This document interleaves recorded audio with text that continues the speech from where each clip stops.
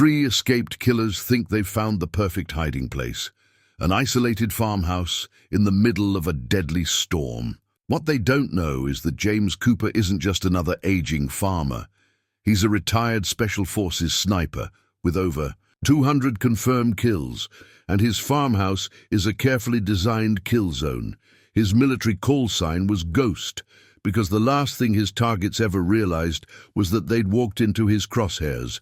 Tonight, these escaped convicts are about to learn why you should fear the quiet ones.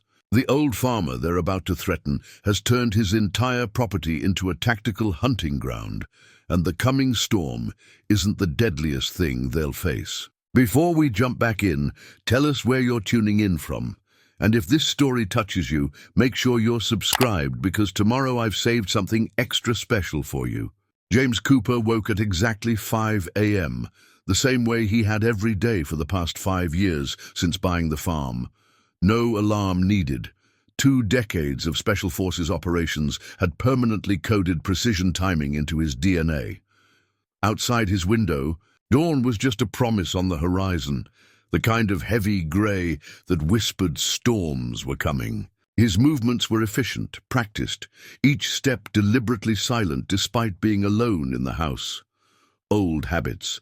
The only other occupant was Shadow, his Belgian Malinois, who raised his head from his bed in the corner, ears alert but relaxed.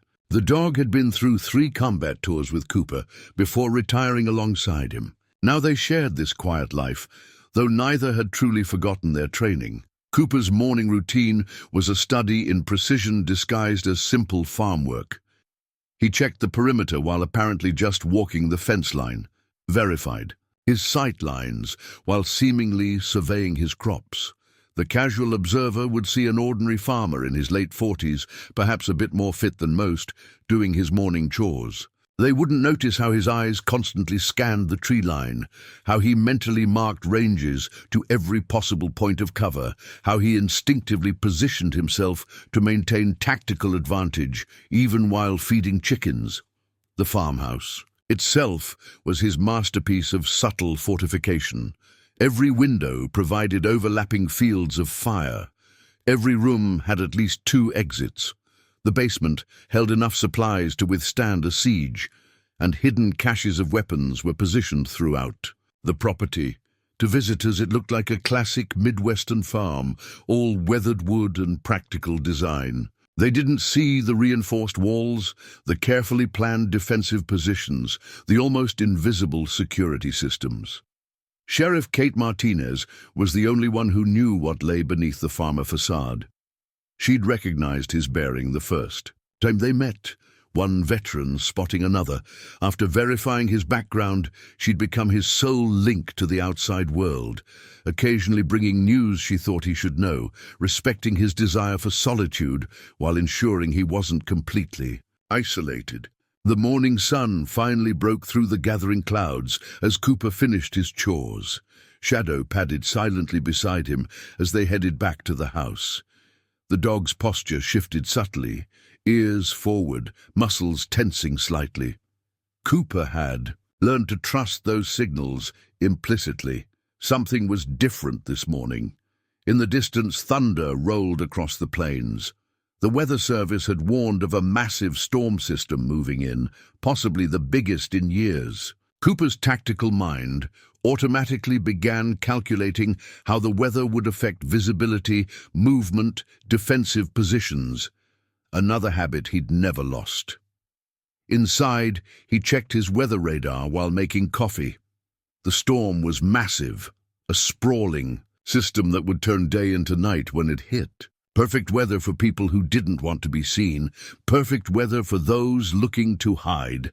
His satellite phone buzzed, the secure line only Kate had the number for.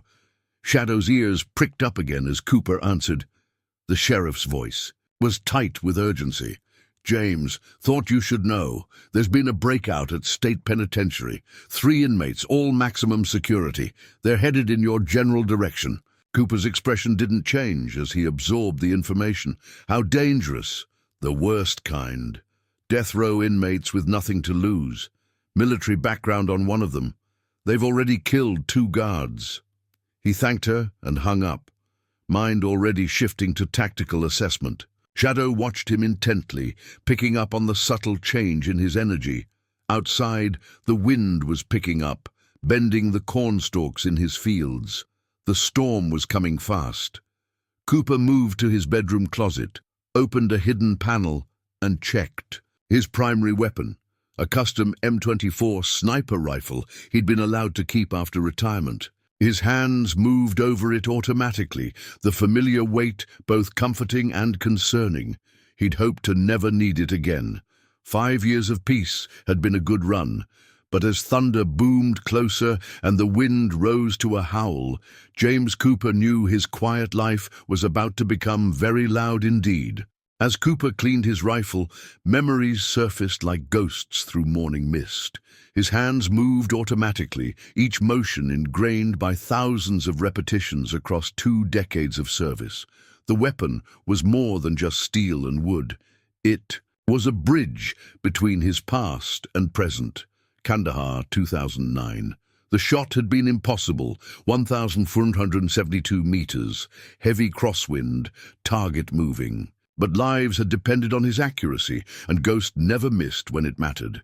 He'd made the shot, saved his team, earned another commendation he'd never display. The brass had called it extraordinary. Cooper had called it Tuesday. Shadow whined, softly, bringing Cooper back to the present. The dog had been there too, a puppy fresh from training when they'd first paired up. Now Gray flecked his muzzle, matching the silver in Cooper's own hair, but his eyes were still sharp, alert. "Getting soft, old man?" Kate had asked during her last visit, watching him feed chickens. She didn't understand that the quiet wasn't about getting soft. It was about finding peace.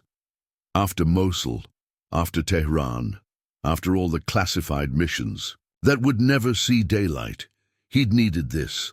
A place where the only things in his crosshairs were crop pests and occasional coyotes.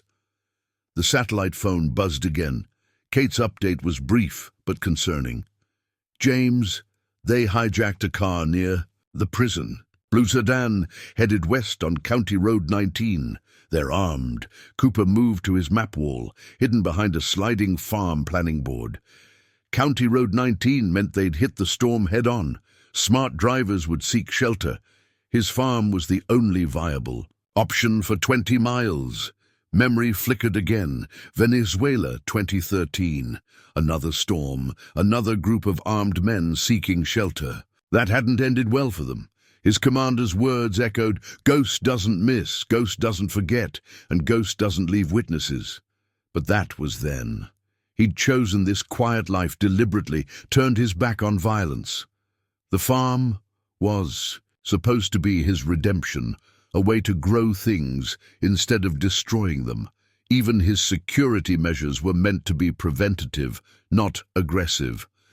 Thunder cracked overhead as Cooper checked his security feeds.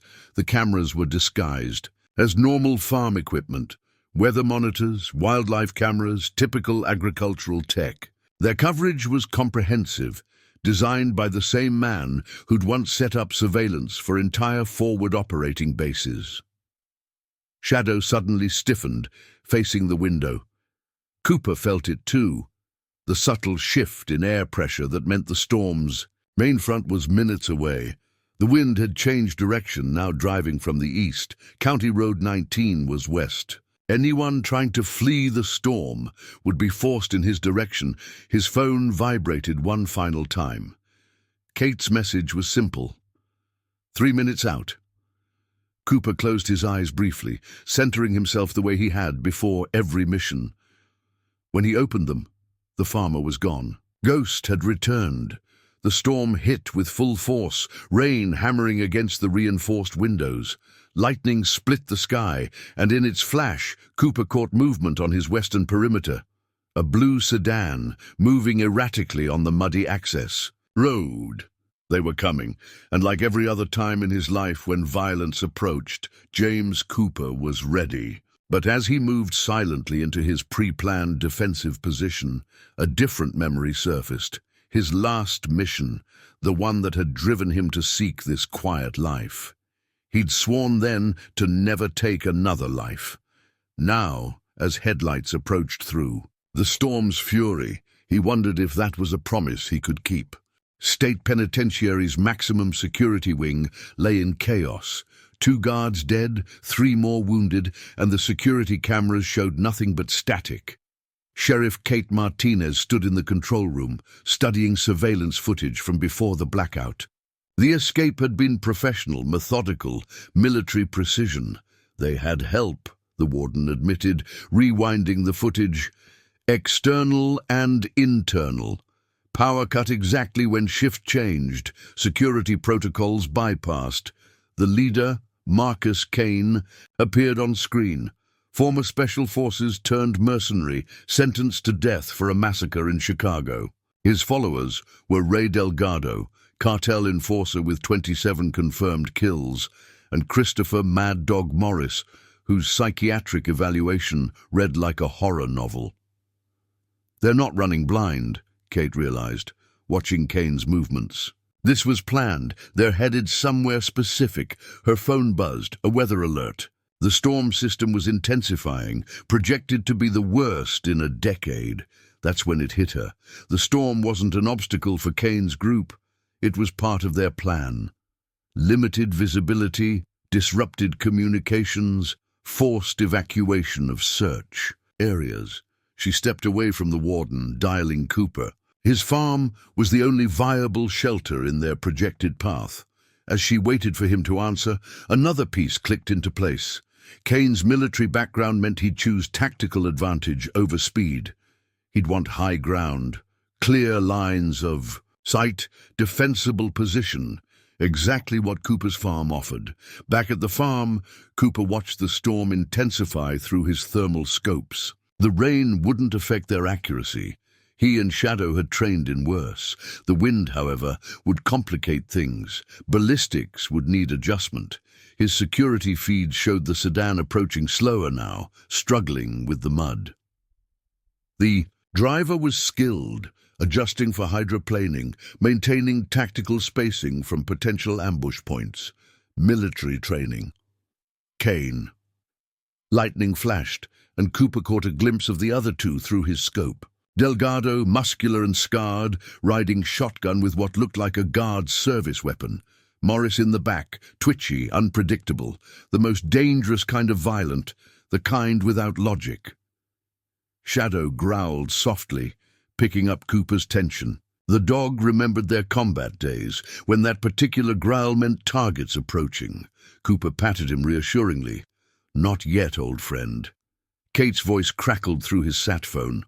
"James, final update. Kane's group killed 2 more civilians. For their clothes, they're wearing police uniforms now. If they come to your door, they'll look like law enforcement seeking shelter." Cooper finished. Classic infiltration tactic. "James." Kate hesitated. "These men, their records, the things they've done, I know." Cooper's voice was calm. "But they don't know me." The sedan's headlights appeared through the rain, turning up his long driveway. Cooper moved silently to his first prepared position, Shadow at his heel. Years of tactical experience told him exactly how this would play out. Kane would approach first, professional, playing the role of law enforcement. Delgado would watch the perimeter while Morris was the wild card. Lightning split the sky again, and Cooper allowed himself one grim smile. They thought they were choosing this farmhouse for shelter. They didn't realize they were being funneled here, every muddy road and flooded creek pushing them exactly where he wanted them. The sedan stopped. Car doors opened.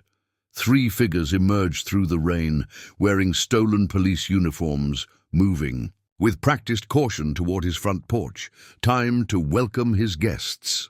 The pounding on Cooper's door was authoritative, professional, perfect imitation of law enforcement protocol. Shadow lay quietly in the kitchen, exactly as trained, invisible but ready. "Police!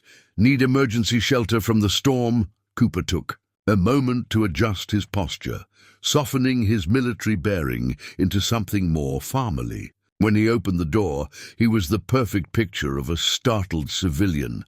Kane stood front and center, police uniform soaked, but carried with military precision. "Sorry to disturb you, sir. Storm's taken out the bridges. We need to wait it out." His smile was practiced, professional. His eyes were dead. Of course," Cooper stammered, playing his role.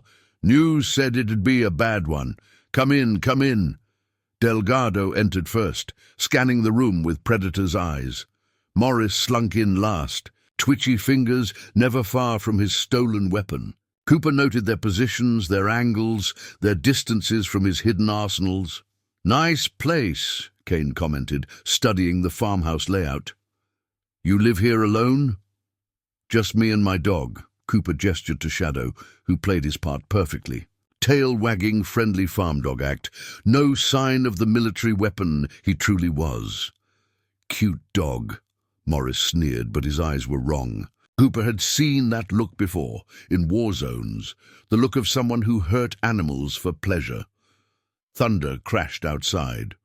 The storm was directly overhead now, rain hammering the reinforced windows. Cooper's tactical mind catalogued everything, while his face showed nothing but rural hospitality. "Can I make you fellas some coffee? Got a pot ready?" "That's very kind," Kane's voice carried hidden steel. "But first, let's drop the act. Check the alerts on your phone." Cooper did, maintaining his confused farmer expression. The screen showed prison break warnings, descriptions of the escapees. He let his face shift to fear as realization dawned. Oh, God. "Now, sir," Kane's fake police demeanor vanished. "Let's discuss how this is going to work. We need vehicles, supplies, and your—" "Silence. Cooperate. You might survive this." "Please." Cooper raised his hands, trembling. "I don't want any trouble." Morris laughed, high and wrong. "Too late for that, old man." He drew his weapon, pointing it at Shadow. "Maybe we start by showing you how serious we are." "Morris," Kane barked. "Not yet, sir. Your cooperation will determine how this night goes." "Any vehicles besides that old truck outside?" No. Cooper shook his head. "Just the truck. Phone lines are probably down from the storm. Cell service, too." "Convenient." Delgado spoke for the first time, voice gravelly. "Very convenient." Kane studied Cooper carefully. "Former military? National Guard, decades ago. Never saw action. The lie was smooth, practiced. Please, I'm no threat to you." Morris giggled again, that broken sound. "Everyone's a threat. Should kill him now, kill the dog." "Shut up," Kane commanded. "Sir, here's what's going to happen. You're going to sit quietly while we wait out this storm. When it passes, we'll take your truck and leave. Any deviation from that plan." He let the threat hang. Cooper nodded frantically. "Whatever you say. Just please don't hurt us."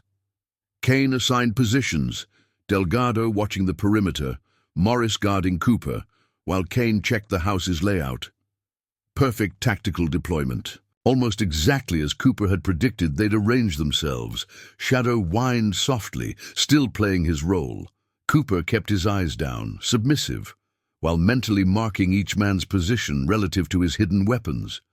The storm raged outside, but in here, a different kind of storm was brewing. The trap was set. Now it was just a matter of timing. Cooper sat in his kitchen chair, hands visible on the table, exactly as ordered. Morris paced behind him, that wrong rhythm energy making him more dangerous than the others. Through the window, lightning illuminated Delgado's silhouette as he patrolled the perimeter. Kane had disappeared upstairs, checking rooms with professional thoroughness. "Quite a storm," Cooper ventured, maintaining his nervous farmer persona. Every word was calculated to build his harmless image. "Shut up," Morris snapped, then giggled. "Unless you're praying, you should pray." Upstairs, Kane's footsteps moved. With tactical precision, Cooper tracked his movement by sound, mentally mapping his progress through the prepared kill zones. The former Special Forces operator was good, checking corners, sightlines, potential ambush points. But he wasn't finding the things Cooper had spent years hiding. Shadow lay by the fireplace, apparently dozing, but actually watching Morris through half-closed eyes. The dog's military training showed in his controlled stillness, not the casual sleep of a farm dog, but the coiled readiness of a combat veteran. Kane returned, his expression troubled. Something about the house bothered him, but he couldn't quite place what. Cooper saw the subtle tells, the slightly narrowed eyes, the tactical adjustments to position. Professional recognizing professional, even if he couldn't prove it. Nice. A place, Kane commented, testing. Very organized. Try to keep it tidy, Cooper replied, letting a tremor enter his voice. Living alone, habits become important. Thunder crashed outside. The storm was getting worse, exactly as the weather service had predicted. Cooper had planned for this, prepared for the reduced visibility, the acoustic challenges. He wondered if Kane had too. Delgado came in from his perimeter check, water streaming from his stolen uniform. Roads are flooding, we're stuck here until it passes. Wonderful, Morris giggled again. More time to play with the farmer and his puppy. Enough! Kane's command voice silenced Morris instantly. Military discipline, former unit commander, Cooper assessed. Used to being obeyed. Sir, Cooper addressed Kane, careful to make it civilian-style respectful, not military. My generator, it needs fuel every few hours. If the power goes... Where's the fuel? Kane interrupted. Barn, red cans, next to the tractor. Kane nodded to Delgado. Check it and grab those cans. Don't want our host getting ideas about making a run for it. Cooper allowed himself a nervous swallow. I wouldn't... No, you wouldn't, Kane agreed. Because Morris here would kill your dog first, then make you watch as he got creative with you. Morris's giggle confirmed the threat, but Cooper noticed something interesting. Kane's micro-expression of disgust. He might be a killer, but he wasn't a sadist. That was useful information. The lights flickered as another thunderclap shook the house. Perfect timing. Cooper had cut the main power line himself hours ago, leaving them on generator power that he knew would fail at the worst possible moment for his guests. Should check that generator now, he suggested timidly. Kane studied him for a long moment. Morris, go with Delgado. I'll watch our host. Morris scowled but obeyed. The storm swallowed them as they headed toward the barn. Alone with Kane, Cooper maintained his fearful posture while noting how the former Special Forces operator positioned himself. Back to the wall, clear view of entrances, weapon hand unobstructed. Exactly how Cooper would have done it. Tell me something, Kane said quietly. That limp of yours, war injury? Farming accident, Cooper lied smoothly. Tractor rolled 10 years ago. Kane nodded, but his eyes said he didn't believe it. The game was getting dangerous, but that's exactly what Cooper had planned for. In the barn, the generator would be running perfectly. Morris and Delgado wouldn't find any problems. They also wouldn't find the other preparations Cooper had made out there. Not yet. The night was still young, and the real storm hadn't even begun. The generator died with a whine that Cooper had carefully engineered, right on schedule. What the hell? Kane's voice cut through the darkness. Lightning illuminated the kitchen in stuttering bursts, casting strange shadows. It does this sometimes, Cooper stammered. Storm must have gotten to it. Morris burst in from the barn, soaked and agitated. Generators dead. Found fuel tanks, but they're empty. Empty? Kane's attention snapped to Cooper. Thought you said they were full. They were. I mean, they should be. Cooper let his voice shake. Maybe I forgot to fill them. Been distracted. Lately, Kane's hand tightened on his weapon. Flashlights, battery lamps, utility drawer by the sink. Delgado found them. Cheap emergency lights that Cooper had deliberately filled with dying batteries. They'd work for now, but wouldn't last. Part of the plan. Shadow whined softly as the darkness deepened. The dog's night vision was perfect, his military training making him deadly in low light, but their captors didn't know that. Morris paced. More frantically now, his outline jerky in the failing flashlight beams. Don't like this. Can't see proper. Should just kill them both. "Shut up," Kane commanded, but Cooper noticed his increased tension. Special Forces operators hated losing visibility advantage. "Delgado, check the breakers." Already did. Nothing. The storm's fury increased, wind howling through the reinforced walls. Cooper had positioned his arsenal around the house based on this exact scenario. Darkness, chaos, confusion. Each weapon cached exactly where he could reach it while appearing to stumble in the dark. "Please," he whimpered, playing his role. "I don't like the dark." "Quiet." Morris pointed his gun at Shadow.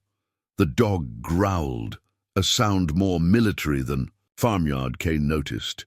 His eyes narrowed slightly. The long night was just beginning, and in the darkness, Ghost was in his element. The first flashlight died, while Morris was checking the kitchen cabinets for supplies. His curse was followed by the sound of breaking glass. Deliberate. Angry. "Careful with that," Cooper said, his voice trembling perfectly. "Please." Morris's response was explosive. He grabbed Cooper by the shirt, pressing the gun under his chin. "Shut up, old man. I'm getting real tired of your whining." Shadow rose silently, a growl building in his throat. Not a farm dog's warning, but a military, canine's promise of violence. "Morris!" Kane barked. "Stand down!" But Morris was too far gone, that unstable energy finally breaking loose. He shoved Cooper against the wall, weapon hand shaking. "Maybe we should show you what happened to those guards who tried to tell us what to do." Cooper let himself be pushed, maintaining his facade. But his tactical mind marked every detail. Morris's poor weapon discipline, his unbalanced stance, the way his finger had moved inside the trigger guard. Amateur mistakes. Fatal ones. It happened in an instant. Morris's gun hand wavered slightly, and Cooper moved. 20 years of Special Forces training transformed the terrified farmer into a lethal weapon. His hand caught Morris's wrist at precisely the right angle, applying pressure to the radial nerve. The gun clattered to the floor. Morris didn't even have time to scream before Cooper had him disarmed and pinned. The move was pure military close-quarters combat, too professional to hide. Kane's weapon snapped up, recognition flooding his features. "I knew it. You're no farmer." Cooper released Morris, retreating to his submissive pose, but the damage was done. His mask had cracked. "Former military," Kane assessed coldly. "Special Forces by that wrist lock. Which unit?" "Please." Cooper raised his hands. "It was just instinct. Self-defense classes years ago." "Stop lying." Kane's voice was deadly quiet. "Morris, get up. Delgado, tie him up. Our host just changed." "The game." Lightning flashed again, illuminating the scene in stark bursts. Shadow stood perfectly still, combat-trained muscles coiled and ready. The storm's fury matched the tension in the room. Cooper allowed himself to be bound, playing defeated. But Kane wasn't fooled anymore. He'd seen beneath the mask, even if he didn't yet understand how deep the deception went. "The dog, too," Kane ordered. "Tie it up." "I wouldn't," Cooper said softly, dropping the fearful act for just a moment. "He doesn't like restraints. Old trauma." Kane studied him with new eyes, reassessing everything. The house layout, the convenient power failure, the empty fuel cans. The night had drawn first blood, but it was only a taste of what was to come. Kane's tactical assessment of the farmhouse had shifted completely. Cooper saw it in the way the former Special Forces operator now moved through the space. No longer checking for escape routes, but looking for weapon caches, defensive positions, tactical advantages. His eyes lingered on the thick doorframes, the reinforced windows, the seemingly random placement of furniture that actually provided perfect cover. "Morris, watch him. Delgado, with me." Kane's voice was cold. "Let's take a closer look at this farm." As they moved through the darkness with their dying flashlights, Cooper remained still in his bonds. The rope work was good, professional, but they'd tied him exactly how he'd wanted them to, leaving the microscopic slack his years of training could exploit. Morris paced anxiously, the failed attack having pushed him further toward the edge. "Should have killed you already. Should have killed the dog." His gun hand shook as he pointed the weapon at Shadow. "Maybe I still will." The Belgian Malinois didn't react, maintaining perfect discipline, but Cooper noticed how the dog had positioned himself exactly at the range and angle they'd practiced countless times in combat scenarios. Upstairs, Kane's methodical search continued. Cooper tracked their movements by sound, knowing exactly what they'd find, and more importantly, what they wouldn't. The obvious hiding spots would be empty. The real arsenal remained concealed. Lightning strobed through the windows as the storm intensified. In the brief flashes, Cooper caught glimpses of Morris's deteriorating mental state. The man's pupils were dilated, his movements increasingly erratic. The failed attack had broken something loose in him. "You're one of them, aren't you?" Morris's voice rose. "One of those special ops ghosts, the ones they send to kill people like me." "I'm just a farmer," Cooper replied softly. "Someone who took some self-defense classes." "Liar!" Morris's scream was nearly lost in the thunder. "I see you watching, calculating, like them, like the ones who hunted us in Chicago." Kane and Delgado returned, their flashlights finding Cooper's face. "House is wrong," Kane announced. "Walls too thick, sight lines too perfect." He moved closer, studying Cooper with professional assessment. "Which unit? Delta? SEALs? Found this," Delgado added, holding up an empty gun-cleaning kit. "Professional grade." "Collector's item," Cooper offered mildly. "Farm auctions have interesting things." Kane's hand shot out, grabbing Cooper's right arm.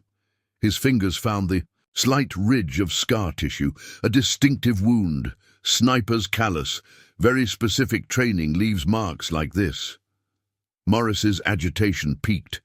"Kill him now! Kill them both!" "Shut up," Kane ordered, but his voice lacked its earlier authority. The tactical situation had shifted too dramatically. His original plan, shelter, resupply, move on, was unraveling. Shadow's ears twitched slightly at a sound too faint for human hearing. Cooper knew what it meant. The satellite phone in his hidden command center had received a message. Kate, checking in. If he didn't respond with the all-clear signal soon, she'd initiate the contingency plan. The storm reached new levels of fury, rain hammering against the windows like bullets. The remaining flashlight flickered, throwing wild shadows across the walls. In the kitchen, something crashed. Delgado, jumping at shadows. "This isn't right," the cartel enforcer muttered. "Nothing about this is right." Kane's military training warred with his growing suspicion. "We need to think this through. He's tied up, contained. We still control the situation." Morris's laugh was high, broken. "Control? Look at him. He's not tied up because we're strong. He's tied up because he's letting us think we're in control." For the first time since they'd entered his home, Cooper allowed himself a small smile, and in that expression, Kane finally saw the truth. They hadn't taken shelter in a farmhouse. They'd walked into a trap. Kane's tactical mind raced through options, each one worse than the last. "Delgado, check the exterior again. Morris, search the kitchen for anything useful." As they moved to comply, Kane knelt before Cooper. "Let's be professional about this. You're clearly military, special operations, based on that disarm technique. My guess is sniper, based on the callus pattern and eye dominance." Cooper maintained his silence, that small smile still playing at the corner of his mouth. "I was 5th Group," Kane continued. "Afghanistan, Iraq, places they don't name in briefings. So I understand the mindset, the preparation. Outside, the storm reached new levels of violence. A crashing sound from the front yard suggested a tree branch had fallen. Cooper's eyes flicked toward the window, a movement so subtle most would miss it, but Kane caught it. "That wasn't random," he realized. "This storm, you knew it was coming. You prepared." Weather Service gave plenty of warning. Cooper replied mildly. Kane's expression hardened. Stop playing. My team and I are leaving at first light. Keep cooperating. You might survive. Unlikely, Cooper said, his voice changing subtly. The trembling farmer disappeared completely, replaced by something colder, more precise. Based on your prison records, you don't leave witnesses. The transformation sent ice through Kane's spine. This wasn't just any veteran. This was something else entirely. Delgado burst back in, soaked and wide-eyed. Kane, you need to see this. The barn. It's not normal. What do you mean? Reinforced walls. Hidden rooms. And I found these. He held up a handful of shell casings. 308 Winchester, sniper rounds. Kane's focus snapped back to Cooper, whose expression hadn't changed. Who are you? Before Cooper could answer, Morris's scream erupted from the kitchen. They rushed in to find him frantically pointing his flashlight at an open panel in the wall, a panel that should have been invisible. Inside was Cooper's first weapon cache, a carefully arranged collection of combat knives, tactical gear, and a disassembled M4 carbine. This isn't a farmhouse, Morris whispered, terror replacing his earlier bravado. It's an arsenal. Kane's military training kicked in. Sweep the house, check every wall, every floorboard, find his communication devices, his weapons. As they scattered, Cooper flexed his wrists slightly. The ropes hadn't loosened. He hadn't tried to escape yet. That wasn't the plan. Let them find some things. Let them think they understood the threat. The real surprises remained hidden. Shadow hadn't moved, maintaining his perfect discipline. Only Cooper recognized the subtle signals in the dog's posture. He was tracking movements through the walls, counting targets, precisely as he'd been trained in Afghanistan. Kane returned, face grim. Found 2 more caches. Weapons, ammunition, tactical gear, military-grade communications equipment. He held up Cooper's official military ID. James Cooper, Master Sergeant, Special Forces, Sniper Instructor. Former, Cooper corrected quietly. Your service records been redacted. Classified operations. Why would a decorated Special Forces sniper disappear to a farm in the middle of nowhere? Cooper's silence was answer enough. Men like him didn't retire to farms unless they had reasons to disappear, the kind of reasons that came with body counts. Morris had retreated to a corner, weapon clutched in shaking hands. He's one of them, the ghosts, the ones they send when they want someone erased. For once, Kane didn't silence him, because Morris was right. The last flashlight began to fade, plunging the room into near-total darkness, broken only by lightning flashes. In that stuttering illumination, Cooper finally moved. Not to escape, just a small adjustment of position. But the movement was pure military precision, a predator shifting stance. You've been playing us, Kane realized. This whole time. Yes, Cooper acknowledged simply.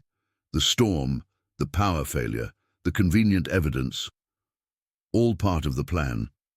Outside, another crashing sound, closer this time. Kane's head snapped toward it. What was that? That, Cooper said, his voice now completely transformed into something cold and professional, would be the beginning of the end for you and your team. Kane raised his weapon, but in the near darkness, Cooper had already disappeared from where he'd been sitting. The ropes lay empty on the floor. The game had changed completely. The predators had become prey, and Ghost had begun to hunt. Kane reacted with the speed of a combat veteran, dropping to one knee and scanning the darkness with both weapon and eyes. Delgado, Morris, defensive positions. But Cooper had already vanished, melding into the shadows he'd spent years mapping. Every dark corner of his home had been memorized, every creaking floorboard catalogued. This was his killing ground. He's in the walls, Morris whispered, eyes wild. They can move through walls. Shut up, Kane hissed. He's just a man, a well-trained one, but still just flesh and blood. Cooper's voice seemed to come from everywhere and nowhere. Interesting choice of words. The guards at the prison? Were they just flesh and blood too? The psychological warfare had begun. Cooper had learned these techniques in advanced interrogation resistance training, then refined them during operations too classified to name. Fear was a weapon more effective than bullets when properly deployed. Shadow had disappeared as well. The combat-trained Malinois moving silently through pathways built specifically for him. The dog had been Cooper's constant companion through 3 combat tours. They didn't need verbal commands anymore, just the silent communication born of years in the deadliest environments on Earth. Kane's tactical mind raced. Delgado, upstairs. Morris, kitchen, watch the exits. His voice carried forced confidence. Cooper, this doesn't need to end badly. We just want transportation out of here. A soft chuckle floated from the darkness. Like you offered the guards options, or the family whose car you stole? Kane's expression hardened. Cooper was right. There had never been any scenario where witnesses would be left alive. His original plan had been simple. Shelter, supplies, transportation, clean exit. No survivors. Lightning flashed, momentarily illuminating the room. For a fraction of a second, Kane caught a glimpse of Cooper, not hiding, but standing calmly, in plain sight, watching them. Then darkness again. Jesus, Delgado whispered. Did you see? Focus, Kane commanded, but doubt had crept into his voice. This wasn't just any special forces operator. This was something else. Someone with the confidence to stand exposed, knowing he controlled every aspect of the engagement. Morris fired blindly into a corner, the muzzle flash temporarily blinding them all. I saw him! I saw him! Hold your fire! Kane barked. Save! Ammunition! Cooper's voice drifted through the darkness again. Interesting tactical situation, isn't it? 3 armed men against 1 unarmed farmer. Yet you're the ones feeling trapped. Kane's military training battled with growing dread. He'd been in bad situations before, surrounded in Kandahar, ambushed in Fallujah. But this felt different. This wasn't combat. This was hunting. Your record, Kane called out, trying to regain psychological control. I recognize the pattern now. Ghost. That was your call sign, wasn't it? Silence answered him. I heard stories, Kane continued. A sniper so effective the brass kept him off the books. Over 200 confirmed kills. Specialists sent for high-value. Good targets when conventional teams failed. Still no response, but Kane knew he'd struck truth. The silence confirmed it. They said Ghost could disappear completely, even in plain sight, that he designed kill zones where targets never stood a chance, that he, a whisper directly behind him, that he never missed. Kane whirled, but there was nothing there. The voice had been real, close enough to feel breath, yet Cooper had already vanished again. Delgado's panic was audible. Kane, we need to get out now. Hold position, Kane commanded, but his authority was crumbling. The darkness seemed alive. The storm outside, a perfect complement to the psychological tempest Cooper was creating inside. Morris fired again, this time at a creaking floorboard. The bullet splintered wood but hit nothing. 12 rounds left, Cooper's voice noted calmly. At your current rate of fire, you'll be out of ammunition in approximately 6 minutes. Not optimal. Kane realized with growing horror that Cooper wasn't just tracking their positions. He was counting their ammunition, calculating their operational limits. This wasn't just a trained soldier. This was someone who had elevated combat to mathematical precision. What do you want? Kane finally asked, professional composure cracking. For the first time, Cooper's response held a new note. Something colder, harder than before. Originally, to be left alone. Now, to finish what you started. Lightning flashed again, and in that instant, Kane saw something that chilled him to his core. Cooper stood at the far end of the hallway, calmly slipping on tactical gloves. Beside him, Shadow sat at perfect attention, combat harness now visible. They weren't running, they weren't hiding, they were gearing up. The next lightning flash revealed Cooper fully. tactical vest now visible, combat knife secured at his thigh, eyes cold and focused. Shadow stood beside him, military harness complete with specialized equipment. The transformation was absolute. No trace remained of the frightened farmer. Kane froze, recognition dawning like a nightmare. "Wait! I know you!" The storm paused briefly, an eerie silence filling the gap between thunder. In that moment, Kane's mind connected fragments he should have seen sooner, the specific scar pattern, the tactical movements, the dog's specialized training. "Operation Shadowfall," Kane whispered. "Herat Province, 2011. Cooper didn't confirm or deny, but his stillness was answer enough. "You were the Overwatch," Kane continued, voice hollow with realization. "The guardian angel for our extract. 4-man team, high-value target, compromised position. 12 hostiles eliminated," Cooper finished quietly. "0 friendly casualties. Delgado and Morris exchanged confused glances, not understanding the significance. But Kane had gone pale, his tactical brain finally assembling the complete picture. "That's why this farm felt familiar," he breathed. "The layout, the sightlines, the defensive positions. You designed them exactly like the compound in Afghanistan." Cooper nodded once, the gesture barely visible in the darkness. "They told us the sniper died in that operation," Kane said. "That he took fire to cover our escape. The official record is often incomplete." Cooper's voice carried no emotion. "Ghost disappeared that day. James Cooper bought this farm a year later." Kane lowered his weapon slightly. Military respect, temporarily overriding his survival instinct. "You saved my team, all of us. Yes, and now I've brought killers into your home." For the first time, genuine emotion colored Cooper's voice, not fear, but controlled rage. "Killers I would have left alone had you simply passed by.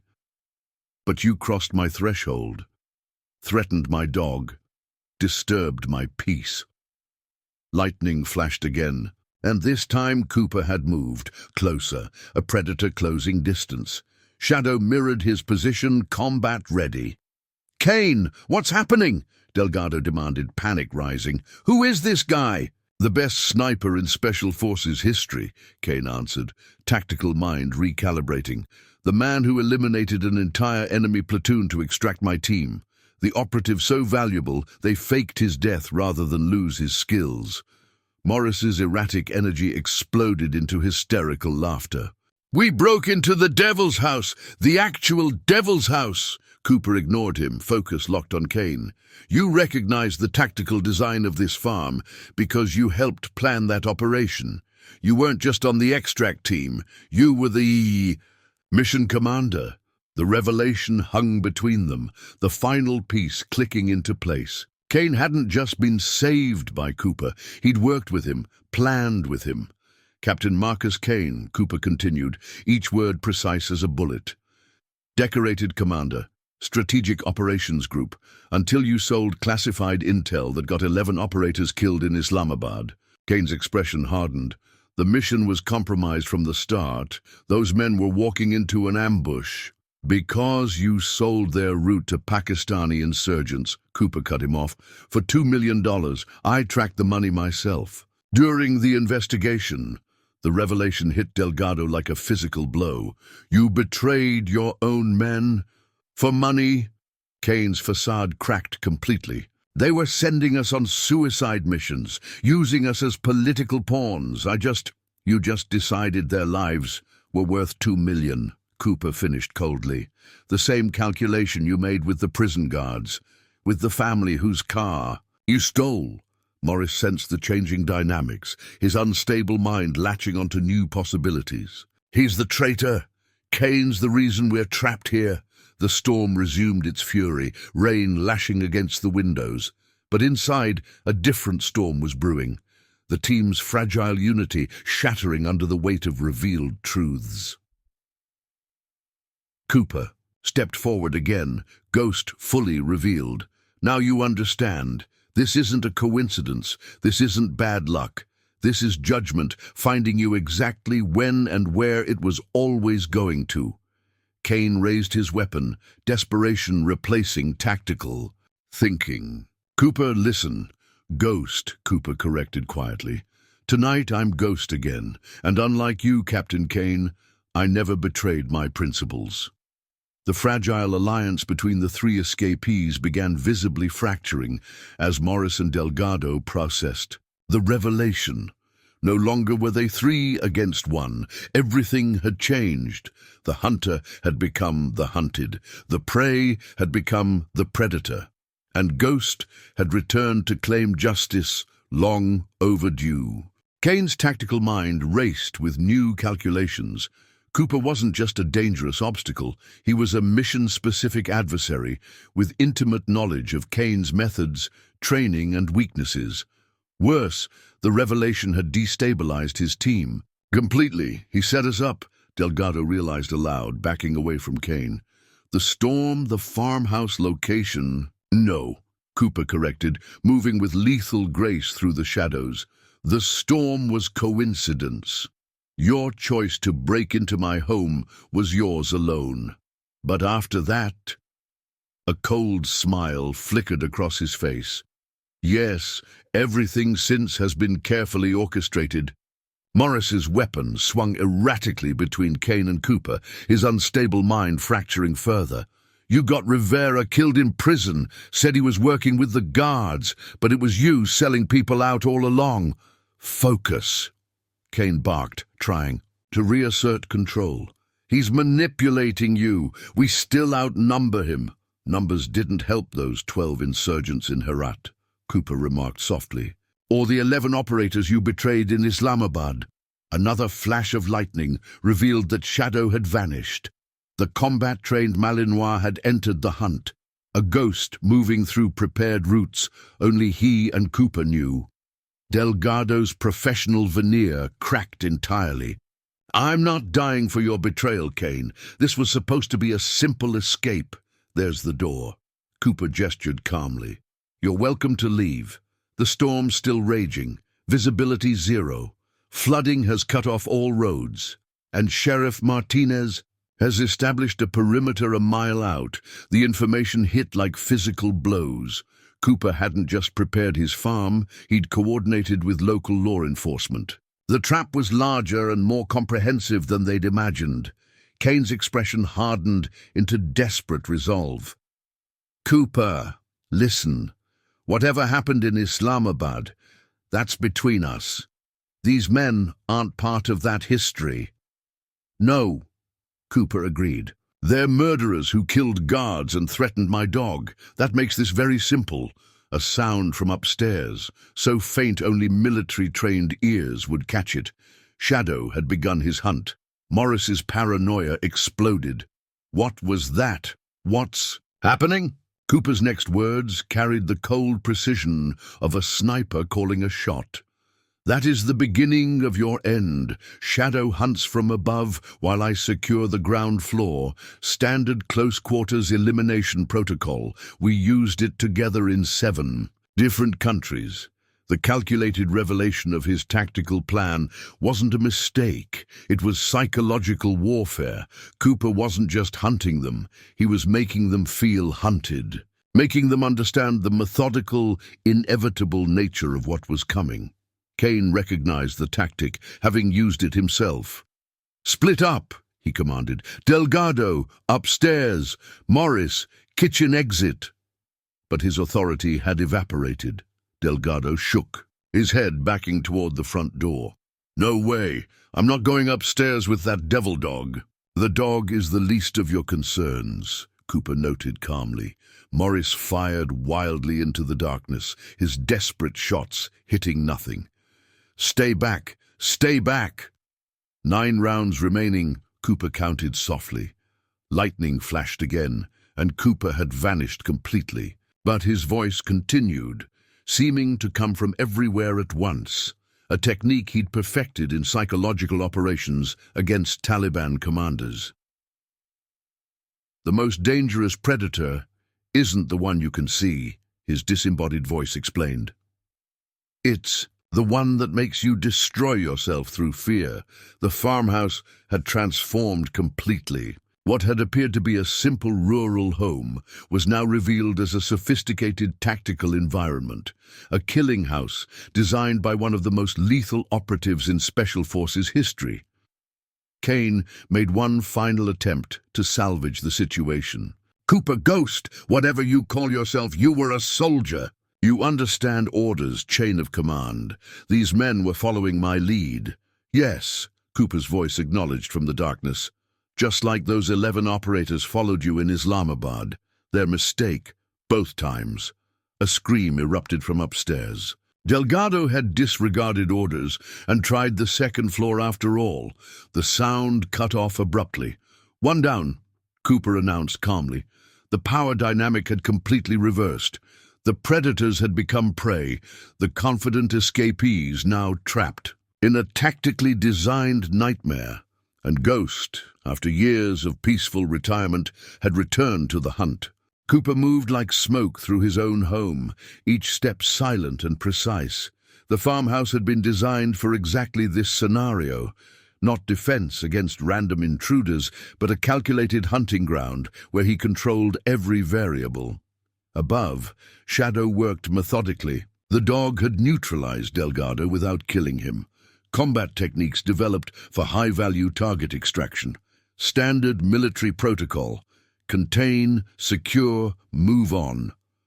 Cooper activated his night vision goggles, equipment he'd retrieved from a hidden cache, while the escapees were distracted. The green-tinged world revealed Morris huddled in the kitchen, weapon trained shakily on the doorway.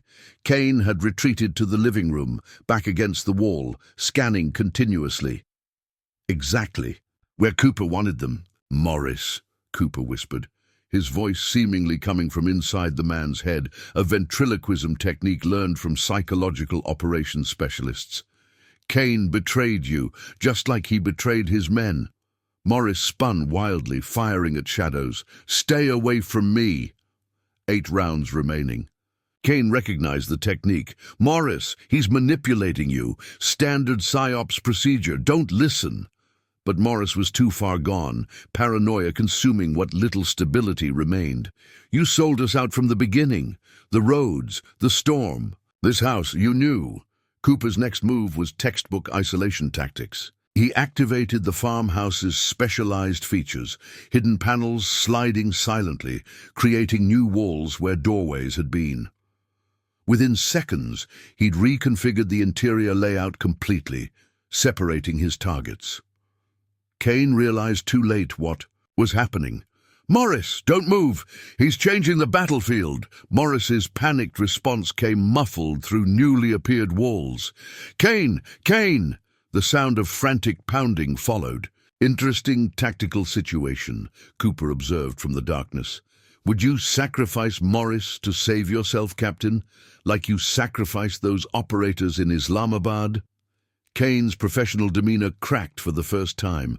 "That was different. A tactical necessity. $2 million. That was your price." Cooper's voice hardened. "Tell me, was it worth 11 American lives, worth becoming the very thing we fought against?" Lightning flashed, briefly illuminating the changed interior. Kane found himself in what appeared to be a dead end, though. He'd sworn the hallway continued just moments before. The storm had reached catastrophic levels outside, wind howling like tortured souls. Inside, Cooper had created a storm of his own, psychological, tactical, inescapable. Morris's scream pierced the darkness, followed by the distinctive sound of a body hitting the floor. Not dead. Cooper wasn't killing them. Yet. "Sleep agent?" Cooper explained calmly. "Deployed through the ventilation system I installed last summer. Morris will wake up in custody, facing justice through proper channels." Kane fired blindly toward Cooper's voice. The bullet embedded harmlessly in a reinforced wall. 7 rounds remaining. Cooper's methodical countdown was more terrifying than any threat. It confirmed what Kane already knew. Cooper had been tracking every shot, calculating remaining ammunition, planning each move with sniper's precision. Why not just kill us? Kane demanded, desperation creeping into his voice. You've clearly prepared for it. Cooper's response came from unexpected proximity. Somehow he'd closed distance without making a sound. Because that would make me like you, Captain. Someone who decides who lives and dies based on personal convenience. The last flashlight died completely, plunging the house into absolute darkness. Only Cooper, with his night vision equipment, could see. For Kane, true darkness had fallen. Not just physical, but the darkness of inevitable judgment, of running out of options, of facing someone who knew every trick in his playbook. Your team is neutralized, Cooper informed him calmly. Sheriff Martinez is standing by. The storm will break by morning. Kane's weapons swept the darkness uselessly. And if I surrender, then you face justice through proper channels, trial, imprisonment. And if I don't? Cooper's silence was answer enough. There was a third option, resistance, followed by neutralization. The operational term for what most people would simply call death. You've had 5 years to prepare this farm, Kane observed, professional respect mixing with growing dread.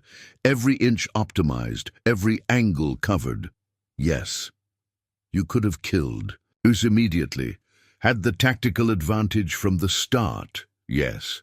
The simple acknowledgement hung between them, the ultimate psychological dominance. Cooper had been in control from the moment they entered his property. Everything since had been his choice, his timing, his terms. Through his night vision, Cooper watched Kane's expression shift from desperate determination to something else entirely. The look of a tactical specialist who had finally, completely understood that he'd been outmaneuvered at every turn. This hunter had become the hunted. The darkness had fallen completely, and Ghost was in perfect control. 10 miles from Cooper's farm, Sheriff Kate Martinez crouched in her patrol vehicle, radio clutched tightly. The storm had reached biblical proportions, turning roads into rivers and fields into lakes. Her tactical team, 6 deputies with military backgrounds, waited in formation, weather gear barely protecting them from the elements. Any contact? Her deputy asked, wiping rain from his face. Nothing since his last signal. Kate's expression was grim. The coded message had been brief. 3 hostiles, tactical situation. Contingency, Charlie, contingency. Charlie meant Cooper was handling it himself. It meant he'd gone back to being Ghost. Should we move in? Another deputy asked. Kate checked her watch. Not yet. Protocol is clear. We maintain perimeter until the signal or dawn, whichever comes first. She didn't share her deeper concern that Cooper might cross lines tonight he couldn't uncross. 5 years of carefully constructed peace, of nightmares, slowly fading, of learning to be James the farmer instead of Ghost the operator, all potentially undone in one night. Back at the farmhouse, Cooper had systematically transformed his home into a specialized containment zone. Morris and Delgado were secured in separated spaces, unconscious but unhurt. Shadow guarded them, combat training making him the perfect sentry. Only Kane remained active, though his tactical options diminished by the minute. Cooper had herded him methodically toward the basement, the final phase of his plan. You're driving me to the storm cellar, Kane realized, backing down the stairs. Why, secure location for prisoner holding? Something like that, Cooper acknowledged, maintaining distance while keeping Kane in his night vision sights.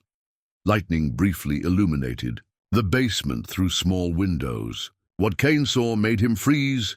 The space had been converted into a nearly exact replica of the compound room in Islamabad. The room where Kane had betrayed his men, where 11 operators had died because of his actions. Psychological warfare, Kane noted with professional recognition. Making me face my past sins. Did you spend 5 years planning this specific scenario, Cooper? No, just designed my home with containment options.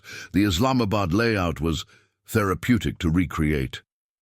Kane's back hit the far wall, nowhere left to retreat. So this is where it ends. Cooper kept his distance, tactically positioned. That depends on you. Outside, the storm began to weaken slightly, the first signs that the weather system was finally moving past. Through specialized acoustic dampers in his basement walls, Cooper could hear his satellite phone buzzing upstairs. Kate, checking. "In again. Your local law enforcement is closing in," Cooper informed Kane calmly. "1 hour, maybe less. And I'm supposed to surrender? Face trial for Islamabad after all these years?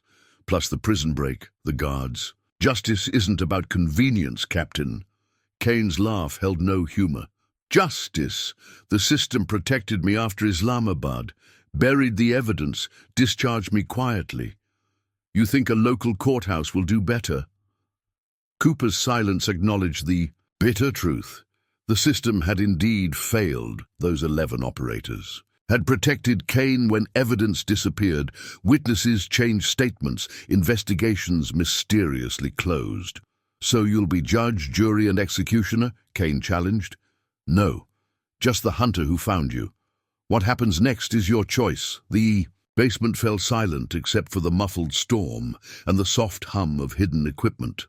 2 tactical specialists, former comrades turned adversaries, each calculating options, probabilities, outcomes. Kane broke first. "I want to see your setup, the command center you've built here, professional curiosity." Cooper considered, then nodded slightly. He reached for a concealed switch, and a hidden door slid open in the basement wall.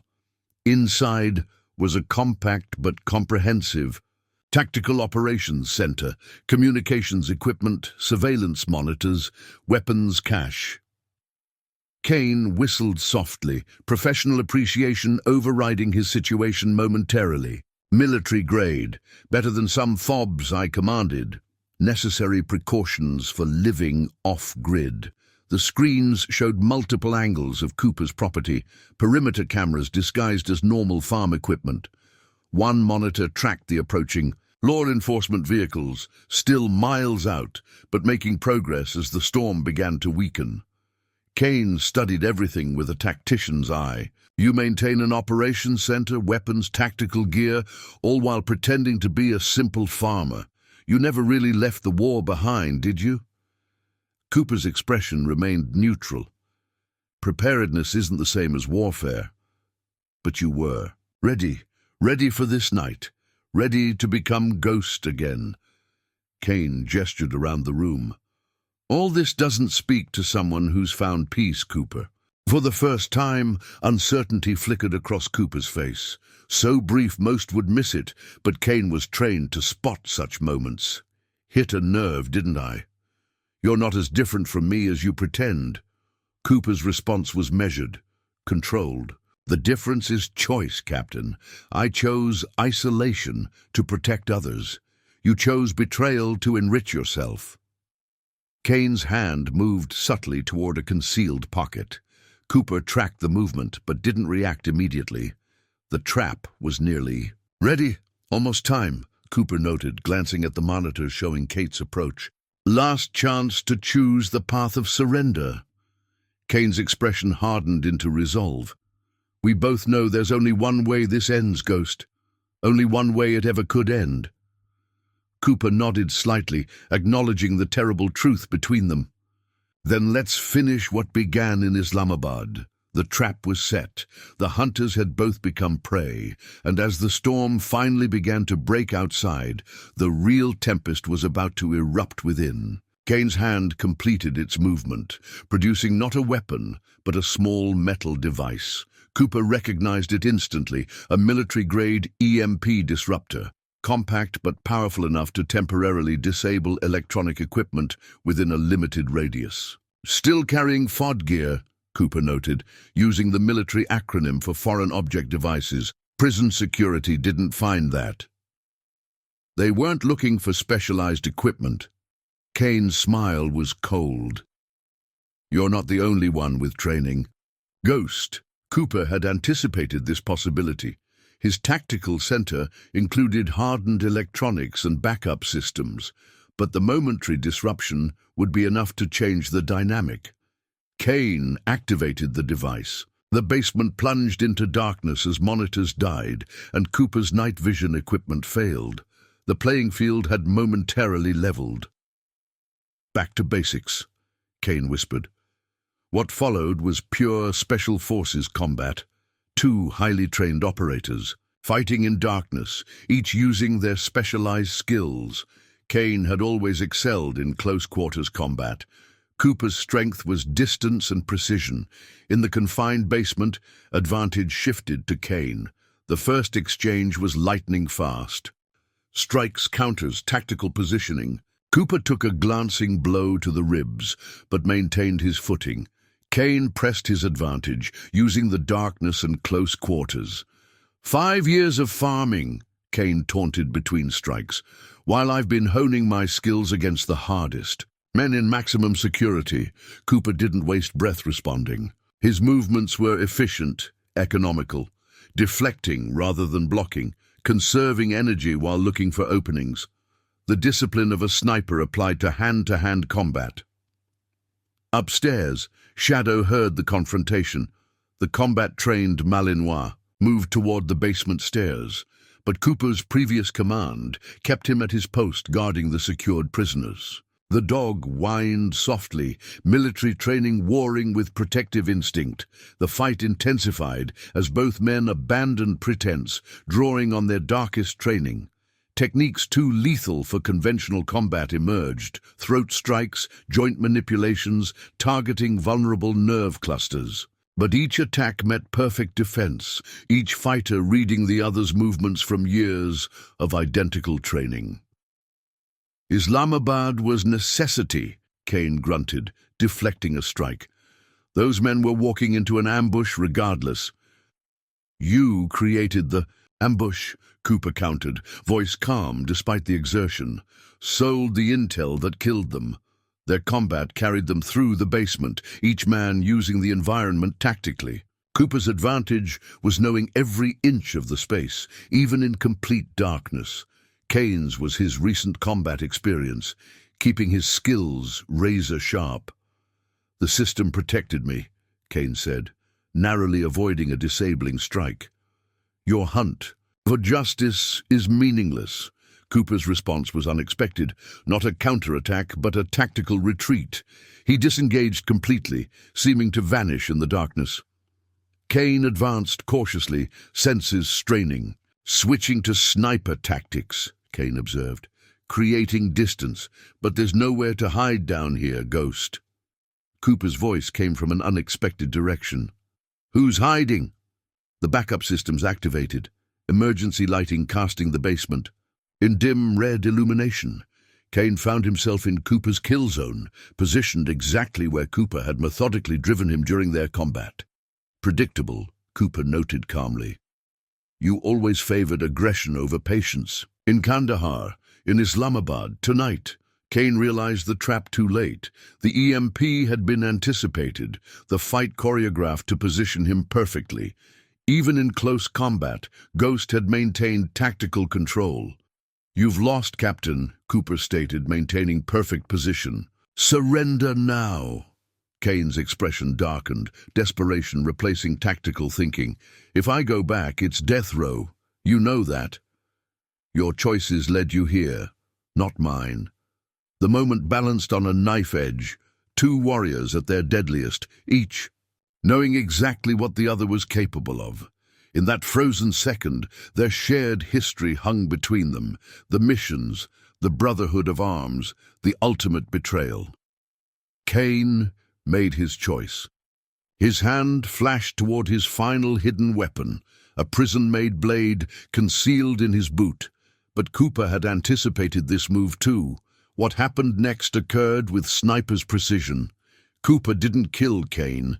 He neutralized him with a perfectly placed strike that incapacitated without permanent damage.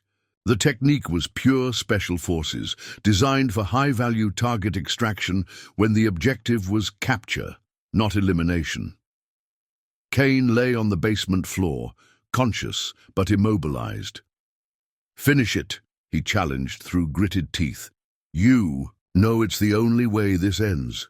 Cooper stood over his former commander, former brother-in-arms, the man whose betrayal had cost 11 American lives. "No, Marcus, that's the difference between us. There's always a choice." The backup systems fully reactivated, monitors showing Sheriff Martinez's vehicles approaching the farm's outer perimeter. The storm had broken enough for their final approach. "They'll never hold me," Kane warned. "Too many connections, too many people who don't want Islamabad reopened." Cooper knelt beside the immobilized man. "That's where you're wrong. Your ledger from prison detailed everything, didn't it? Insurance policy in case your partners turned on you?" Kane's expression confirmed Cooper's assessment. Kate found it. "When they secured your cell after the escape. Everything's documented. The money trail, the contacts, the cover-up. There's nowhere left to hide, Captain." For the first time, genuine defeat showed in Kane's eyes. The tactical mind that had calculated everything, betrayed his own men, orchestrated a prison break, finally confronted a scenario with no favorable outcome. Cooper secured him professionally with tactical restraints, no more force than necessary. The hunter had captured his prey, but refused to become what he hunted. Outside, vehicle headlights became visible through the basement windows. Justice, in its official capacity, had arrived. Sheriff Kate Martinez led the entry team personally, tactical vest over her uniform, movements showing her military background. When she reached the basement, she found Cooper sitting calmly beside the secured Kane. "James," she acknowledged professionally, though her eyes conveyed deeper concern. "Situation. 3 subjects contained non-lethal methods," Cooper reported, the language pure military. 2 unconscious upstairs, secured and monitored by Shadow. This one," he gestured to Kane, "is aware and stable." Her deputies moved efficiently, checking Kane's restraints before lifting him. The former Special Forces captain maintained rigid dignity despite his defeat, eyes locked on Cooper. "This isn't over, Ghost," Kane said quietly. "Men like us don't get closure, don't get peace." Cooper didn't respond, his expression unreadable. When the deputies had taken Kane upstairs, Kate remained behind. "You okay?" The question carried layers of meaning beyond the simple words. "No casualties?" Cooper answered indirectly. That's not what I asked." She studied him carefully, noting the subtle changes in his bearing, his eyes. "You went back to being him tonight, didn't you?" Ghost. Cooper moved to his tactical center, methodically powering down systems, returning equipment to storage, each movement precise, controlled. "Military. Had to be done," he finally answered. "They threatened my home. Shadow." Kate watched him secure the hidden room, noting how naturally he moved through operational shutdown procedures. "The Cooper I've known for 5 years grows corn and keeps chickens, reads paperback westerns, avoids town." "That Cooper is still here, is he?" she challenged gently. "Because right now I'm looking at Ghost, the operative so valuable they faked his death rather than lose his skills." Cooper stopped, his back to her, shoulders tightening almost imperceptibly. The observation had struck deeper than he wanted to admit. "Kane said something that bothered you, didn't he?" Kate asked. Cooper turned, his usual calm fractured slightly. "He said I never left the war behind. That all this," he gestured to the tactical center, "the weapons, the security systems, proves I'm not so different from him." Kate considered this, leaning against the doorframe. "Is he right?" Upstairs, they heard the deputies securing Morris, and Delgado, Shadow's occasional soft whine as he maintained his post despite the newcomers. The storm had weakened to gentle rain, droplets tapping against the small basement windows. "Spent 20 years in war zones," Cooper finally said, his voice quiet but intense. "Became something I never thought I'd be. Tried to leave it behind. Build something peaceful. And did you? Find peace?" Cooper's gaze moved around the basement, the tactical center hidden behind rural farmhouse walls, the carefully designed combat space, the weapons he'd promised himself he wouldn't need. Again, thought I had, he admitted, until tonight. James, Kate stepped closer, using his real name deliberately. Protecting your home doesn't make you ghost again. These men brought violence to your door. You didn't seek it out. But I was ready. Avorit, Cooper countered, had systems in place, tactical preparations. What kind of peaceful farmer maintains an arsenal and combat training? A prudent one, Kate answered simply. With your background, your enemies, preparedness isn't paranoia. It's survival. Cooper's expression remained troubled. Kane said something else. Said men like us don't get closure, don't get peace, and you're afraid he's right. The simple observation hung between them. Cooper had spent 5 years building a life he hoped would exorcise Ghost, the quiet, methodical killer he'd become, in service to his country. Tonight had proven how quickly, how naturally he could become that person again. A deputy called down from upstairs. Sheriff, feds are on the secure line. Want to know about Kane's evidence. Be right there, Kate called back, but her attention remained on Cooper. The difference between you and Kane isn't in what you can do, James. It's in what you choose to do. Cooper moved to a simple workbench in the corner, ordinary tools for ordinary farm maintenance, laid out with military precision. His hand rested on a worn hammer, the wood handle smooth from years of honest labor. 5 years, he said quietly. Building instead of destroying, growing instead of killing. Thought Ghost was gone. He's part of you, Kate acknowledged. Always will be. But he doesn't define you.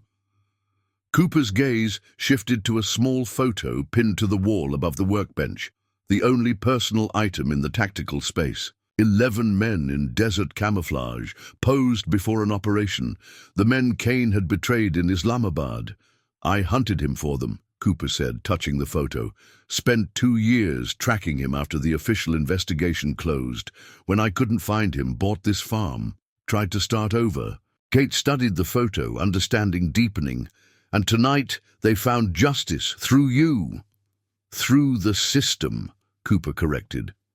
The evidence Kate found in Shaw's trial this time. No cover-up. A subtle shift had occurred. The rigid military. Bearing softening slightly, Ghost receding as James Cooper emerged again. The transformation wasn't complete, would never be complete, but it was a beginning. You know what makes you different from Kane? Kate asked. He had the chance to choose justice tonight, surrender, face consequences. Instead, he fought to escape them, right to the end. While I chose capture over elimination, Cooper finished, understanding her point. Ghost would have killed him. James Cooper captured him. Kate's smile was gentle but firm. Seems to me the farmer won tonight, not the operative. From upstairs came Shadow's distinctive bark, not alert or warning, but the softer sound he made when recognizing friends. The dog had accepted the deputy's presence, relaxing from combat vigilance back to farm companion. Cooper listened to the sound, something easing in his expression. Maybe we both did. Kate touched his arm briefly before heading upstairs. The storm's passing, James. New day coming. Alone in his basement, Cooper looked one last time at the tactical center that had served its purpose, at the photo of men now avenged, at the remnants of violence that had entered his home and been overcome. Ghost would always be part of him, like the callus on his trigger finger that never fully faded. But tonight had proven something unexpected, that the peace he'd built wasn't. Just a facade, that when tested, when pushed to his darkest capabilities, he could choose a different path than Kane. Cooper secured the hidden room, returning the basement to its appearance of ordinary farm storage. Outside, through the small windows, the first faint light of dawn appeared on the horizon. The storm had finally passed. 3 days after the storm, Cooper stood on his porch, watching the sunrise paint his fields in golden light.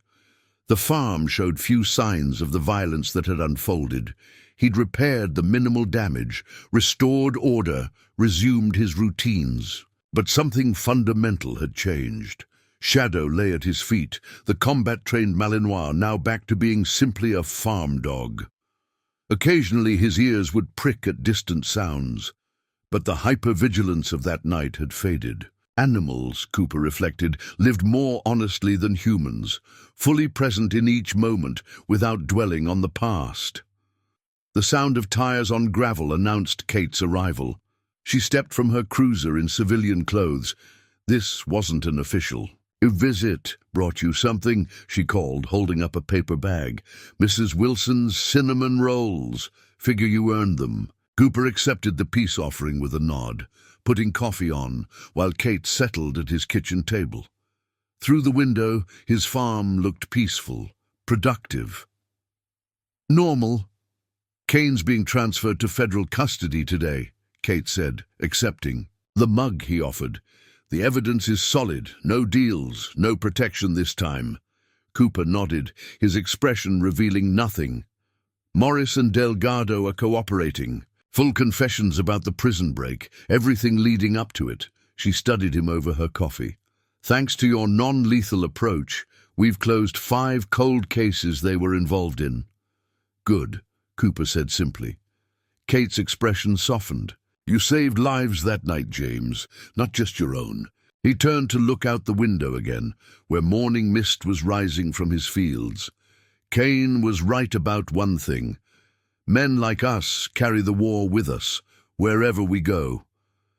"Maybe," Kate acknowledged. "But how we carry it, that's still a choice." The conversation shifted to ordinary things. Weather forecasts, equipment repairs, community news.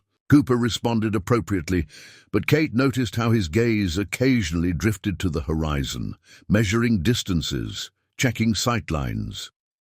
Some habits couldn't be broken, only managed. After she left, Cooper walked his property line with Shadow. The perimeter check was both tactical assessment and simple appreciation of his land. The duality no longer troubled him, as it once had. At the far edge of his cornfield, Cooper paused. He'd buried his military medals here when he'd first bought. The farm, a symbolic interment of ghost. Now he understood that such clean separations were impossible. The skills, the vigilance, the capacity for violence, they remained parts of him, for better or worse, but so did the capacity for restraint, for mercy, for growth. That evening, as sunset painted the western sky in brilliant oranges and purples, Cooper made a decision. From his closet, he retrieved the shadow box containing his service photos, images he'd kept hidden since moving to the farm. Not all the memories were dark. There had been brotherhood, purpose, lives saved. He hung the shadow box on his living room wall, acknowledging both aspects of his life. The farmer and the operator, James Cooper and Ghost, no longer compartmentalized, but integrated. As darkness fell, Cooper completed his evening chores, each movement deliberate and present. Shadow padded silently beside him, their partnership enduring through war and peace. The farm stood quiet around them, no longer just a hiding place, but truly a home. The nightmares might never completely fade. The tactical awareness would remain. But Cooper had found something Kane never could, the ability to carry his past, without being consumed by it. In the distance, thunder rumbled, another storm approaching. Cooper smiled slightly as he headed inside, Shadow at his heel. Let it come. He was ready, not as a warrior preparing for battle, but as a farmer securing his home. The war was over, and James Cooper, at long last, was at peace.